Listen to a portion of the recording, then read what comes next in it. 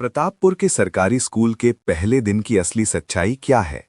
क्या ये सिर्फ एक नौकरी की शुरुआत है या एक ऐसी दुनिया का दरवाजा जहां सब कुछ बिकाऊ है? ये सिर्फ एक स्कूल की कहानी नहीं है, बल्कि भारत की उस ग्रामीण शिक्षा व्यवस्था की कड़वी सच्चाई है, जहां कागजों पर सब कुछ आदर्श है, लेकिन हकीकत में सपने और शिक्षा दोनों दम तोड़ रहे हैं। लखनऊ के आरामदेह जीवन से निकलकर आया नया शिक्षक आकाश आखिर इस धूल भरे गांव में क्या ढूंढने आया था? आकाश यहाँ सिर्फ एक सरकारी नौकरी की सुरक्षा और महीने के अंत में आने वाली पक्की तनख्वाह चाहता था। लेकिन जब वो स्कूल पहुंचा तो उसका स्वागत क्लासरूम में बेरोक टोक घूमती बकरियों ने किया, जिसे चौकीदार विद्या ग्रहण करना बता रहा था। आखिर इस सरकारी स्कूल की हालत इतनी जर्जर क्यों थी कि इंसान से ज्यादा जानवर वहां सहज महसूस कर रहे थे? 3 कमरों वाले इस स्कूल में बच्चों के लिए सिर्फ एक पंखा था और छत जगह जगह से टपकती थी। यहाँ का चौकीदार राम खिलावन ही स्कूल का रसोइया था और वही यहाँ का स्वयंभू दार्शनिक भी। जब आकाश ने पहली बार क्लास में हाजिरी लेने के लिए रजिस्टर खोला तो उसमें कितने बच्चे दर्ज थे और असल में कितने मौजूद थे? कागजों पर पूरे 47 बच्चे नामांकित थे, जो एक अच्छी खासी संख्या थी। लेकिन जब आकाश ने क्लास में नजर दौड़ाई तो वहां सिर्फ 11 बच्चे जमीन पर बैठे थे।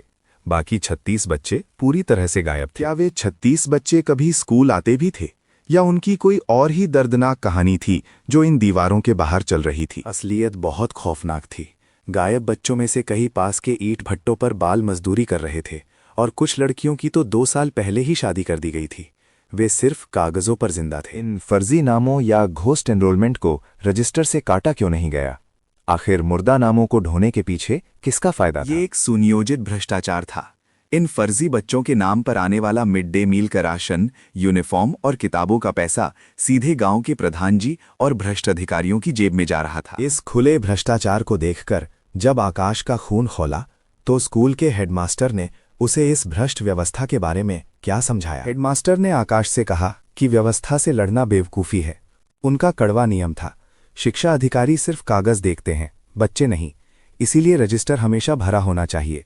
उन्होंने आकाश को चुपचाप नौकरी करने की सलाह दी। क्या ये सिर्फ एक प्रतापपुर की समस्या है या पूरे देश की शिक्षा व्यवस्था इसी खोखली नींव पर खड़ी है? एसर 2022 की रिपोर्ट बताती है कि 80% ग्रामीण स्कूलों में खाना तो बंट रहा है, लेकिन कक्षा 3 के 70% बच्चे ठीक से पढ़ नहीं सकते।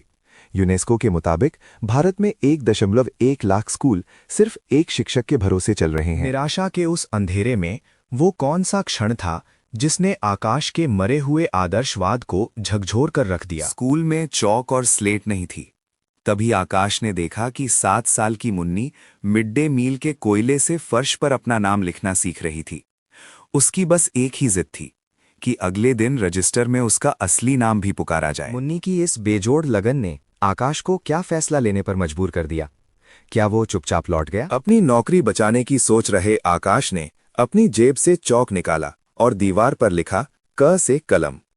उस दिन प्रतापपुर के उस जर्जर स्कूल में एक डरा हुआ सरकारी नौकर मर गया और एक सच्चे मास्टर जी का जन्म हुआ।